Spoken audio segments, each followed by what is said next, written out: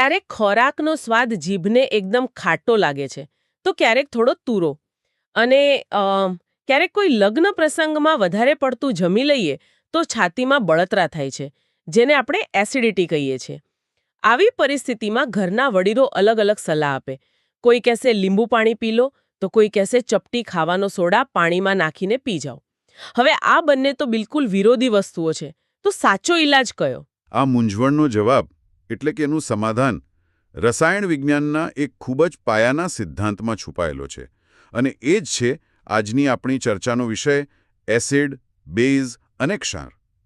આજે આપણે આ માત્ર શબ્દો નથી સમજવાના, પણ આપણી આસપાસની દુનિયા, આપણા શરીરમાં અને રસોડામાં થતી અદ્ભુત રાસાયણિક પ્રક્રિયાઓ પાછળનું વિજ્ઞાન ઉકેલવાના છીએ. આપણે સમજીશું કે આ પદાર્થો શું છે, તેમને કેવી રીતે ઓળખી શકાય અને તેઓ એકબીજા સાથે કેવી રીતે વર્તે છે. શરૂઆત એકદમ મૂળભૂત પ્રશ્નથી કરીએ. દરેક વસ્તુને ચાખીને તો નક્કી ન કરી શકાય કે તે એસિડ છે કે બેઝ. એ તો જોખમી પણ હોઈ શકે. તો ચાખ્યા વગર આ પદાર્થોને પારખવાની કોઈ રીત છે? મને લાગે છે કે અહીંથી જ સૂચકો એટલે કે ઇન્ડિકેટર્સની વાત શરૂ થાય છે. એકદમ સાચું. સૂચક તમે કહી શકો કે રસાયણ વિજ્ઞાનના જાસૂસ જેવા છે. એ એવા પદાર્થો છે જે એસિડ કે બેઝના સંપર્કમાં આવતા જ પોતાનો રંગ બદલી નાખે છે અને આપણને સિગ્નલ આપે છે કે સામેવાળો પદાર્થ કઈ ટીમનો છે. સૌથી જાણીતું સૂચક છે લિટમસ, જે સામાન્ય રીતે કાગળની પટ્ટી સ્વરૂપે મળે છે. નિયમ બહુ સરળ છે. એસિડ ભૂરા લિટમસને લાલ બનાવે છે, જ્યારે બેઝ લાલ લિટમસને ભૂરું બનાવે છે. અને આપણા રસોડામાં પણ આવો કોઈ જાસૂસ છે? ચોક્કસ છે, અને એ છે હળદર. તમે ક્યારે નોંધ્યું છે કે સફેદ શર્ટ પર પડેલા કઢીના પીળા ડાઘ પર જ્યારે સાબુ ઘસવામાં આવે ત્યારે એ ડાઘ તરત જ લાલાશ પડતા કથ્થઈ રંગનો થઈ જાય છે? હા, બરાબર. એવું તો ઘણીવાર થયું છે. એનું કારણ એ છે કે સાબુની પ્રકૃતિ બેઝિક હોય છે અને હળદર બેઝના સંપર્કમાં આવતા પોતાનો રંગ બદલી નાખે છે. અહીં હળદર એક કુદરતી સૂચક તરીકે કામ કરે છે. લાલ કોબીજના પાનનો રસ કે અમુક ફૂલોની પાંખડીઓ જેમ કે હાઇડ્રાન્જિયા અને પેટોનિયા પણ કુદરતી સૂચક છે. તમે લિટમસનો ઉલ્લેખ કર્યો. એ ખરેખર બને છે શેમાંથી? એ કોઈ છોડ છે? એ એક રસપ્રદ જીવ છે. લિટમસ દ્રાવણ લાઇકેન નામના એક વિશિષ્ટ સજીવમાંથી કાઢવામાં આવે છે, જે આમ તો ફૂગ અને શેવાળનું સહજીવન છે. જ્યારે આ દ્રાવણ તટસ્થ હોય, એટલે કે ન તો એસિડિક કે ન તો બેઝિક, ત્યારે તેનો મૂળ રંગ જાંબુડિયો હોય છે. આ તો થઈ કુદરતી સૂચકોની વાત. પ્રયોગશાળામાં વધુ ચોકસાઈ માટે મિથાઇલ ઓરેન્જ અને ફિનોલ્ફથેલિન જેવા કૃત્રિમ એટલે કે માનવસર્જિત સૂચકો પણ વપરાય છે.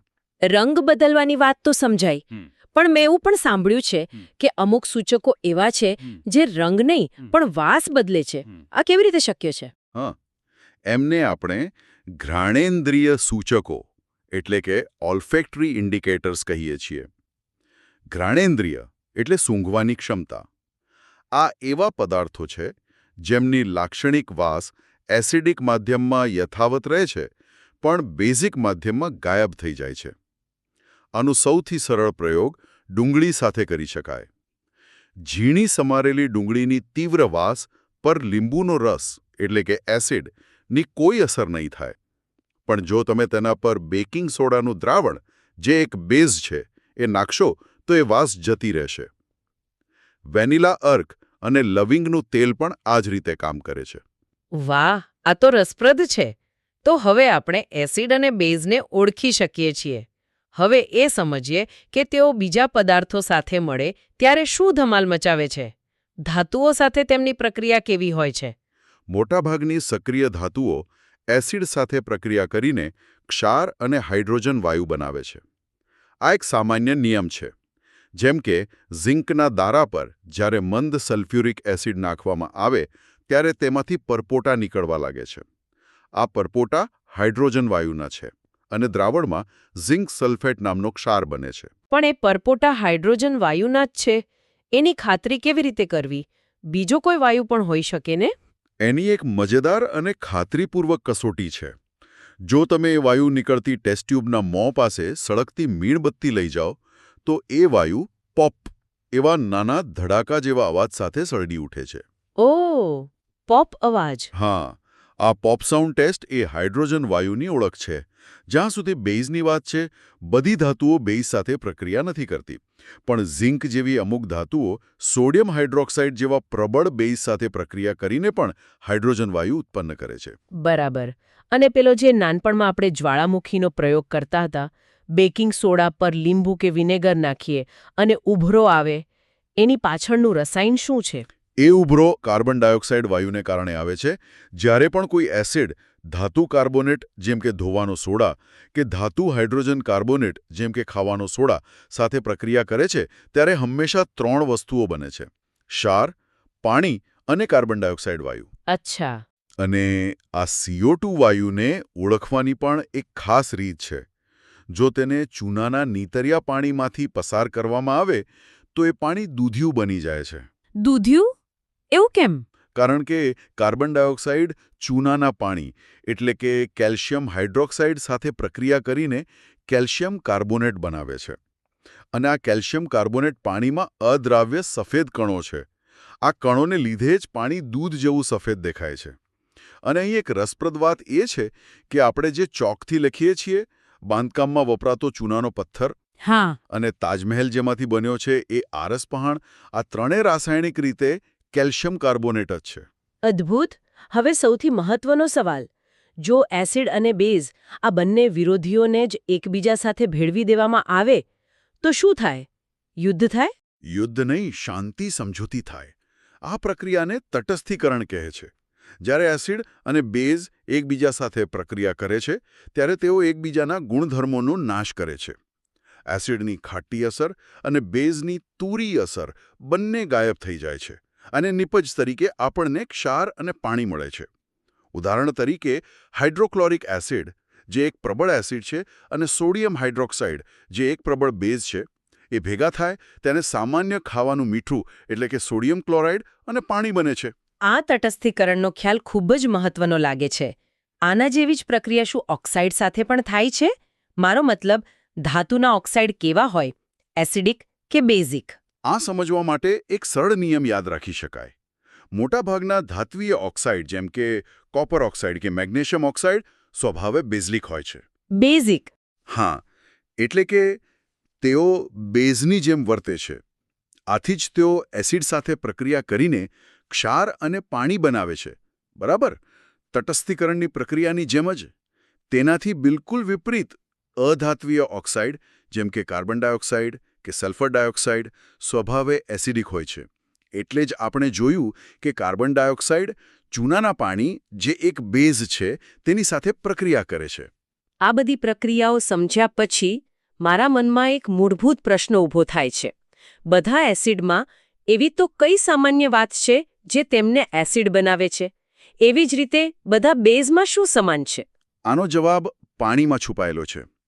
તમામ એસિડ જ્યારે પાણીમાં ઓગળે છે, ત્યારે તે હાઇડ્રોજન આયનો એટલે કે H+ મુક્ત કરે છે.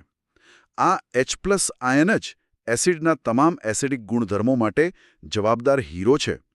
તેવી જ રીતે તમામ બેઝ પાણીમાં ઓગળીને હાઇડ્રોક્સાઇડ આયનો એટલે કે OH- મુક્ત કરે છે. અને આ આયનોની હાજરીને કારણે જ તેમના જલીય દ્રાવણો વિદ્યુતનું વહન કરી શકે છે.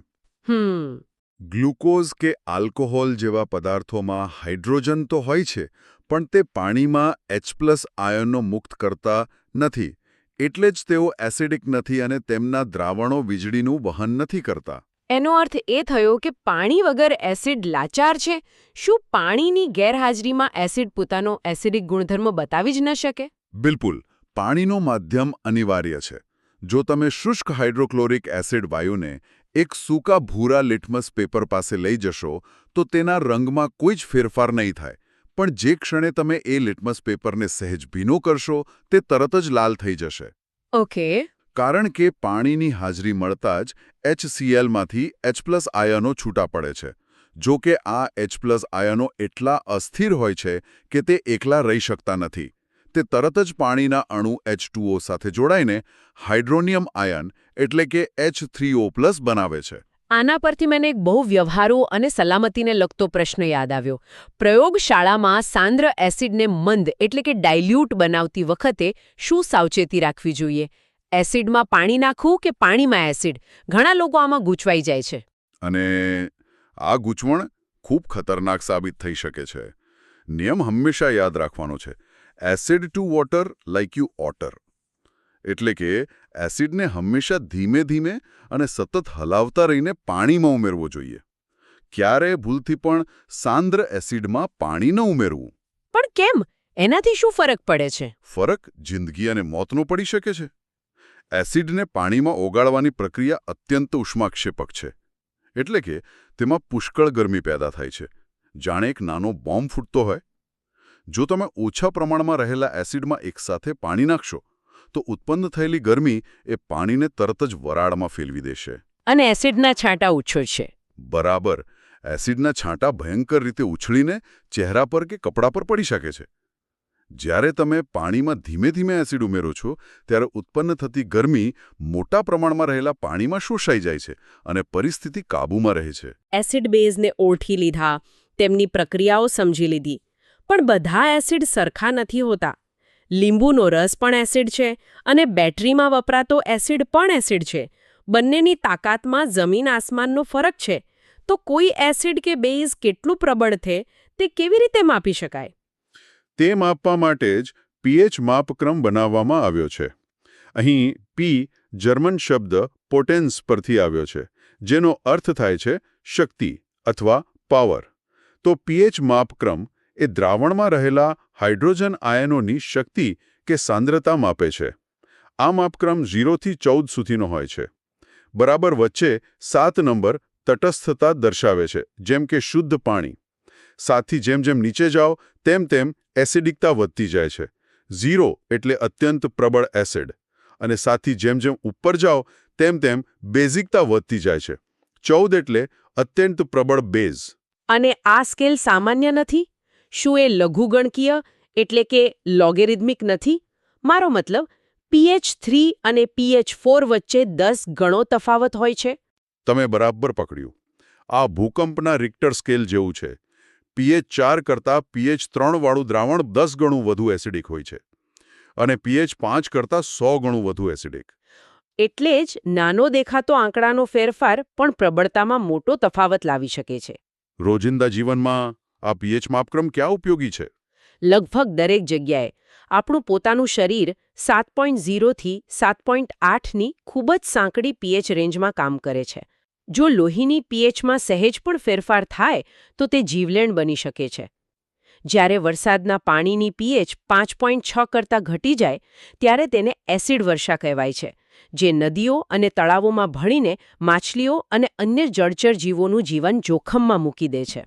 અને તમે શરૂઆતમાં એસિડિટીની વાત કરી હતી. આપણા પાચનતંત્રમાં pHનું શું મહત્વ છે? મને એ વાતની નવાઈ લાગે છે કે આપણા પેટમાં હાઇડ્રોક્લોરિક એસિડ બને છે જે ધાતુને પણ ઓગાળી શકે. તો આપણું પેટ પોતાને કેમ નથી ઓગાળી દેતું? ખૂબ સરસ પ્રશ્ન. આપણું જઠર ખોરાકને પચાવવા માટે લગભગ 1.5 થી 3.5ની pH વાળો અત્યંત પ્રબળ હાઇડ્રોક્લોરિક એસિડ બનાવે છે. તે પોતાને એટલા માટે નથી ઓગાળી દેતું કારણ કે તેની અંદરની દિવાળ પર શ્લેષ્મ એટલે કે મ્યુકસનું એક જાડું રક્ષણાત્મક પડ હોય છે. પણ જ્યારે અપચો થાય ત્યારે આ એસિડનું ઉત્પાદન વધી જાય છે અને આપણને બળતરા થાય છે. ત્યારે આપણે એન્ટાસિડ લઈએ છીએ, જે મિલ્ક ઓફ મેગ્નેશિયા જેવા મંદ બેઝ હોય છે. જે તટસ્થીકરણ કરે છે? બરાબર. તે પેટમાં જઈને વધારાના એસિડ સાથે તટસ્થીકરણની પ્રક્રિયા કરી તેને શાંત પાડે છે. અને દાંતના સડા સાથે પણ pHને કંઈક સંબંધ છે ખરું? સીધો સંબંધ છે. જ્યારે આપણે ખાંડવાળી વસ્તુઓ ખાઈએ છીએ ત્યારે મોઢામાં રહેલા બેક્ટેરિયા તેમાંથી એસિડ બનાવે છે. જો મોઢાની pH 5.5 કરતાં ઘટી જાય તો દાંતનું ઉપરનું સખત પડ, જેને ઇનેમેલ કહે છે અને જે શરીરનો સૌથી મજબૂત પદાર્થ છે, તે પણ ઓગળવા લાગે છે. આને જ દાંતનો સડો કહેવાય છે. એટલા માટે જ આપણે જે ટૂથપેસ્ટ વાપરીએ છીએ તે સ્વભાવે બેઝિક હોય છે, જેથી તે આ એસિડને તટસ્થ કરી શકે. પ્રકૃતિમાં પણ પ્રાણીઓ અને વનસ્પતિઓ આ રસાયણોનો આત્મરક્ષણ માટે ઉપયોગ કરે છે, જેમ કે મધમાખીનો ડંખ. બરાબર. મધમાખી જ્યારે ડંખ મારે છે ત્યારે તે આપણા શરીરમાં એસિડિક ઝેર છોડે છે. એટલે જ તેના પર બેકિંગ સોડા જેવો મંદ બેઝ લગાવવાથી રાહત મળે છે. તેવી જ રીતે કવચ એટલે કે નેટોલ નામના છોડના પાંદડા પર નાના કાંટા જેવા રોમ હોય છે, જે અડકતા ચામડીમાં મિથેનોઇક એસિડ દાખલ કરે છે, જેનાથી તીવ્ર બળતરા થાય છે. ઓહ. અને કુદરતની કરામત જુઓ, મોટાભાગે છોડની આસપાસ જ ડોક એટલે કે ડોક નામનો છોડ ઉગે છે, જેના પાંદડા ઘસવાથી રાહત મળે છે, કારણ કે તે સ્વભાવે બેઝિક હોઈ શકે છે. આ તો અદ્ભુત છે. વિનેગરમાં એસિટિક એસિડ, સંતરામાં સાઇટ્રિક એસિડ, દહીંમાં લેક્ટિક એસિડ. આખી પ્રકૃતિ આ રસાયણોથી ભરેલી છે. ચાલો હવે આપણે આ ચર્ચાના અંતિમ અને સૌથી મહત્વના ભાગ ક્ષાર તરફ આગળ વધીએ. મીઠું એ માત્ર એક જ ક્ષાર છે કે તેના પણ પ્રકારો હોય છે? મીઠું તો ક્ષાર પરિવારનો એક સભ્ય માત્ર છે. એક સમાન ધન અથવા ઋણ આયનો ધરાવતા ક્ષારોને એક જ ક્ષાર પરિવારના સભ્યો કહેવાય છે. જેમ કે સોડિયમ ક્લોરાઇડ અને સોડિયમ સલ્ફેટ બંને સોડિયમ ક્ષાર પરિવારના છે. અને રસપ્રદ વાત એ છે કે બધા ક્ષાર તટસ્થ નથી હોતા. તેમની પ્રકૃતિ એસિડિક, બેઝિક કે તટસ્થ હોઈ શકે છે. ક્ષારની પ્રકૃતિ એસિડિક કે બેઝિક કેવી રીતે હોઈ શકે? એ તો તટસ્થીકરણથી બને છે. એ આધાર રાખે છે કે તટસ્થીકરણમાં ભાગ લેનાર એસિડ અને બેઝ કેટલા શક્તિશાળી હતા. અને તમે માતા પિતાના ગુણધર્મો પરથી બાળકનો સ્વભાવ નક્કી કરવા જેવો સમજી શકો. જો પ્રબળ એસિડ અને પ્રબળ બેઝ એટલે કે બંને સરખા શક્તિશાળી વચ્ચે પ્રક્રિયા થાય તો બનતો ક્ષાર તટસ્થ હોય છે, જેની પીએચ લગભગ 7 હોય. ઓકે. જો પ્રબળ એસિડ અને નિર્બળ બેઝ હોય એટલે કે એસિડ વધુ શક્તિશાળી હોય તો ક્ષાર એસિડિક બને છે, જેની પીએચ 7 કરતાં ઓછી હોય. અને જો નિર્બળ એસિડ અને પ્રબળ બેઝ એટલે કે બેઝ વધુ શક્તિશાળી હોય તો બનતો ક્ષાર બેઝિક હોય છે, તેની પીએચ 7 કરતાં વધુ હોય. આ તો એકદમ સ્પષ્ટ થઈ ગયું. હવે આપણા રસોડાના સામાન્ય મીઠા પર પાછા આવીએ. શું તે માત્ર સ્વાદ માટે જ છે કે તેમાંથી બીજા કોઈ મહત્વના રસાયણો પણ બને છે? સામાન્ય મીઠું એટલે કે સોડિયમ ક્લોરાઇડ એ રસાયણ ઉદ્યોગ માટે ખજાનો છે. એક ખૂબ જ મહત્વપૂર્ણ કાચી સામગ્રી. તેમાંથી સોડિયમ હાઇડ્રોક્સાઇડ, જે એક પ્રબળ બેઝ છે, ક્લોરીન વાયુ અને હાઇડ્રોજન વાયુ બનાવી શકાય છે. આ પ્રક્રિયાને ક્લોર આલ્કલી પ્રક્રિયા કહે છે, જેમાં મીઠાના પાણીમાંથી વીજળી પસાર કરવામાં આવે છે. અને આપણે જે બ્લીચિંગ પાવડર કપડાં સાફ કરવા કે વિરંજન માટે વાપરીએ છીએ એનું શું? એ પણ આ જ પ્રક્રિયાની દેન છે. ક્લોર આલ્કલી પ્રક્રિયામાં ઉત્પન્ન થયેલા ક્લોરીન વાયુનો ઉપયોગ વિરંજન પાવડર બનાવવા માટે થાય છે. આ ઉપરાંત બેકિંગ સોડા એટલે કે ખાવાનો સોડા અને વોશિંગ સોડા ધોવાનો સોડા પણ મૂળભૂત રીતે સામાન્ય મીઠામાંથી જ બનાવવામાં આવે છે. ધોવાનો સોડા કાચ, સાબુ અને કાગળ ઉદ્યોગમાં અને પાણીની કઠિનતા દૂર કરવા માટે ખૂબ જ ઉપયોગી છે. તમે ધોવાના સોડાનું સૂત્ર Na2CO3.10H2O એમ બોલ્યા. એમાં પાછળ 10H2O નો શું અર્થ છે? શું એક ક્ષાર ભીનો હોય છે? દેખાવમાં તો તે એકદમ સૂકો પાવડર લાગે છે. આ બહુ સારો અને ઊંડાણપૂર્વકનો પ્રશ્ન છે. આ ખ્યાલને સ્ફટિક જળ કહેવાય છે. ઘણા ક્ષારો જ્યારે સ્ફટિક બનાવે છે ત્યારે પાણીના અમુક અણુઓ તેમના બંધારણમાં કાયમ માટે જોડાઈ જાય છે. આ પાણીના અણુઓ ક્ષારને ભીનો નથી કરતા, પણ તેને તેનો ચોક્કસ આકાર અને ઘણીવાર રંગ પણ આપે છે. અચ્છા. જેમ કે કોપર સલ્ફેટ, જેને આપણે મોરથૂથું કહીએ છીએ, તે સુંદર ભૂરા રંગના સ્ફટિક ધરાવે છે કારણ કે તેના એક એકમમાં પાણીના 5 અણુઓ જોડાયેલા હોય છે. જો તમે તેને ગરમ કરશો તો આ સ્ફટિક જળ ઉડી જશે અને તે પોતાનો ભૂરો રંગ ગુમાવીને સફેદ પાવડર બની જશે. પણ જેવું તમે એ સફેદ પાવડરમાં ફરી પાણી ઉમેરશો, તે જાદુની જેમ પોતાનો ભૂરો રંગ પાછો મેળવી લેશે. અને આનું બીજું કોઈ જાણીતું ઉદાહરણ જે આપણે રોજિંદા જીવનમાં વાપરતા હોઈએ? પ્લાસ્ટર ઓફ પેરિસ એ પણ સ્ફટિક જળનો જ કમાલ છે. જીપ્સમ નામનો એક ક્ષાર છે, જેમાં પાણીના 2 અણુઓ હોય છે. જ્યારે જીપ્સમને ચોક્કસ તાપમાને એટલે કે 373 K પર ગરમ કરવામાં આવે છે ત્યારે તે પોતાના 1.5 પાણીના અણુ ગુમાવી દે છે અને કેલ્શિયમ સલ્ફેટ હેમીહાઇડ્રેટ બને છે. હેમી એટલે અડધો. આ જ સફેદ પાવડર પ્લાસ્ટર ઓફ પેરિસ છે. જ્યારે ડોક્ટર ભાંગેલા હાડકા પર પાટો બાંધે છે ત્યારે તે આ પાવડરમાં પાણી ભેળવે છે. પાણી મળતા જ તે ફરીથી પાણીના અણુઓને શોષીને સખત જીપ્સમમાં ફેરવાઈ જાય છે અને હાડકાને સ્થિર રાખે છે. વાહ! આજે તો આપણે ખાટા તુરા સ્વાદથી શરૂ કરીને રસોડાના મીઠામાંથી બનતા ઔદ્યોગિક રસાયણો અને હાડકાં સાંધતા જાદુઈ પાવડર સુધીની સફર કરી. એ સમજાયું કે એસિડ, બેઝ અને ક્ષાર એ માત્ર ચોપડીના શબ્દો નથી, પણ આપણી આસપાસ સતત ચાલતી એક જીવંત પ્રક્રિયા છે. બિલકુલ.